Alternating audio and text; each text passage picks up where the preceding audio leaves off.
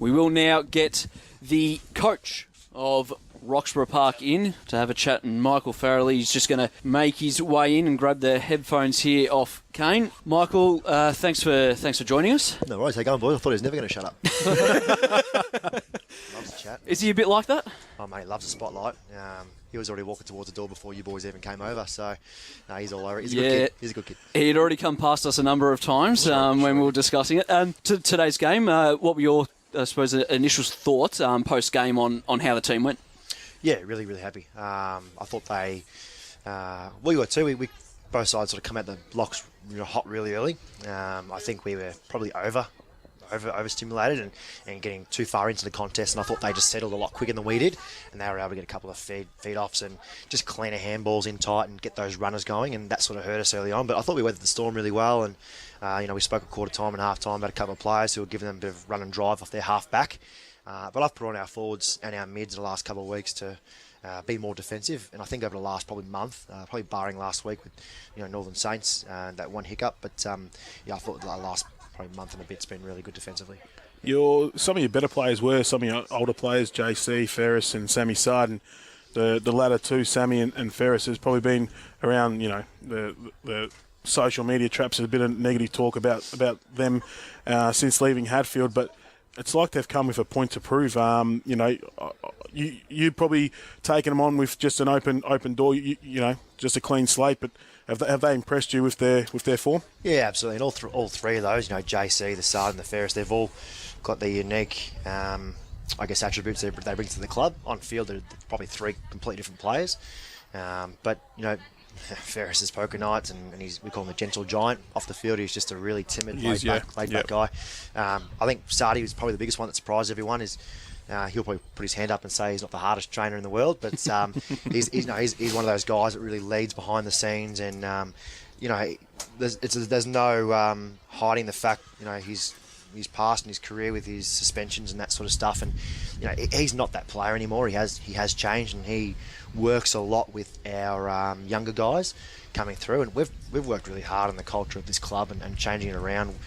When I first took this gig, I spoke about how our culture and our reputation was known as one for games to get called off, and fighting and all these types of things. But I think now, I don't read social media, but I do get feedback from the umpires when I see them and speak to them, and off opposition players and coaches, that they're noticing a change as well, and that's probably the biggest thing. I think supporters are coming to the grounds now knowing that we're not going to be playing half a game and get it called off and those types of things. So there's players who are missing out, who are in our best 22, but with things like not notifying me of they can't make training, or even little things like that where you probably get away with in the past. But the club wants to take a step forward, and in many ways the football's taken care of itself, but we've taken a step back to go forward. It's been really good. It's your first. Sorry, just on Sardi, while we're still on the topic, I guess rightly or wrongly, if he does have that reputation of being a poor trainer off the field, but when you come into a game like today and he has 3 tackles inside the forward 50 within the first 15 minutes, he chased all day. It must be great. Have you seen him turn himself around a little bit? Yeah, his footy on field. Yeah, absolutely. And I thought he started the season really well.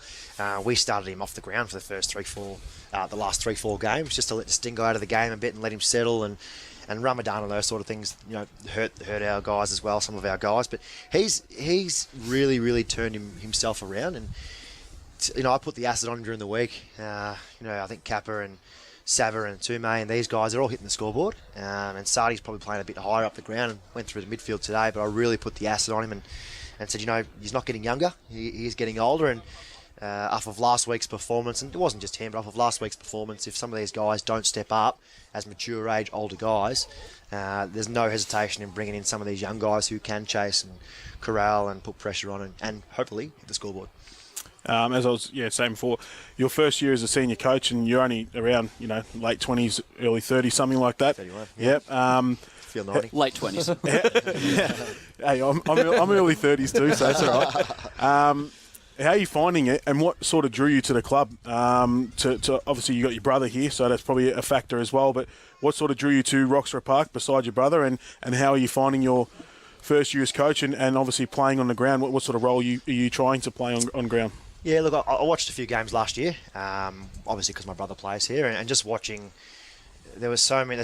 There's the talents out there, and there is a bit of a pool there where we needed to go in and chuck the players in to increase our depth. But I could just see potential, and some of the things that we're doing, both on and off the field, just weren't right. And I know that it does take someone, not just me. There has been a lot of changes, but it does take someone to come in and say, this isn't right. We need to stamp this out. We need to fix this and do this and that. And it actually takes someone to get the ball rolling on that. Now, we've got 2 new presidents who have come on board as well. So, along with myself, we've got some new coaching panel. Obviously, we've got some new players out there. We had 8 or 9 first years at Roxburgh Park this season. So, it is a big thing, what new rooms coming on board. I think our oval is one of the best ovals in the competition. Our second oval down there is magnificent as well. So, if we want to keep off it, we can go down there and train. There's no dramas at all. But it's just a really good vibe around the club. And for me, last year when we had 7 players go overseas for 6-7 weeks and you lose 7 or 8 games in that period,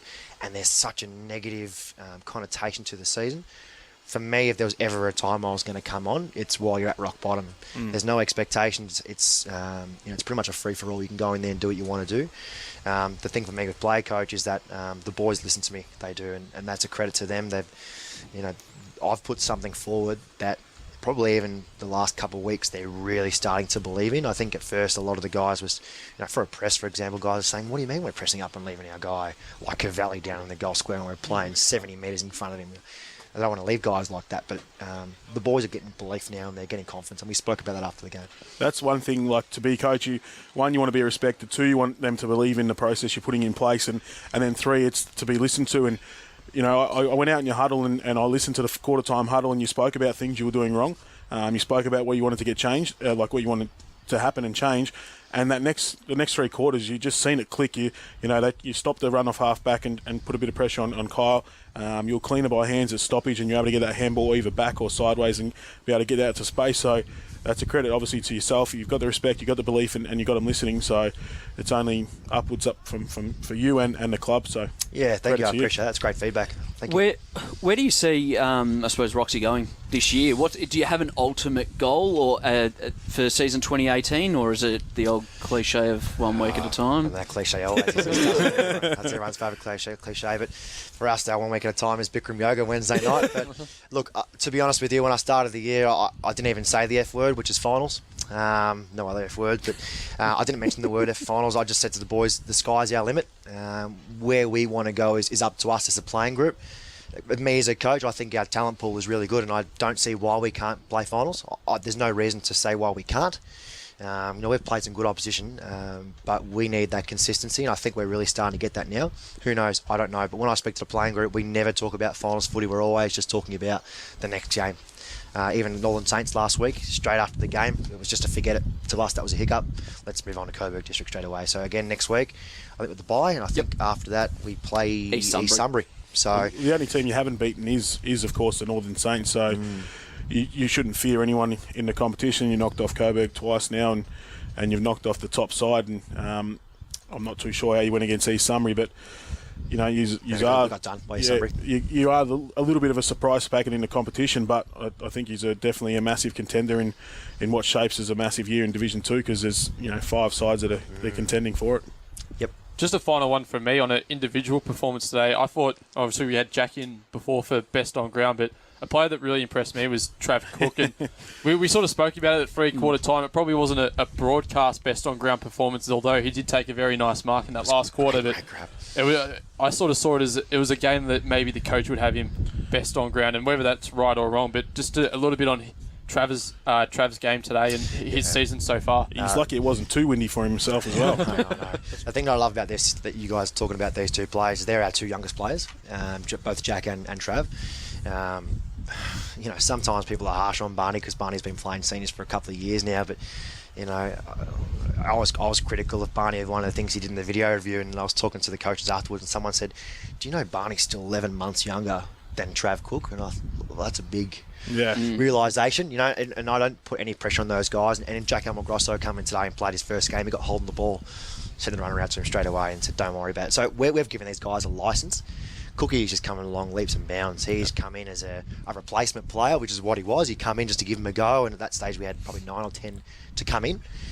For his size, he's good still in the one-on-one. Like against Tommy Lewson, he beat Tommy Lewson in a one-on-one, who I rate as a good one-on-one as a midfielder forward. But then even the spec he took, and then I think it was someone else he beat in the one-on-one. He's very surprisingly in the one-on-one contest. He's very determined. He jumps. He's got great skills. Reads the ball really well. He's one of those players where if I come off just to speak with the coaches and he needs to come on and take my spot, there's no hesitation at all. He's going to be a future leader of the club.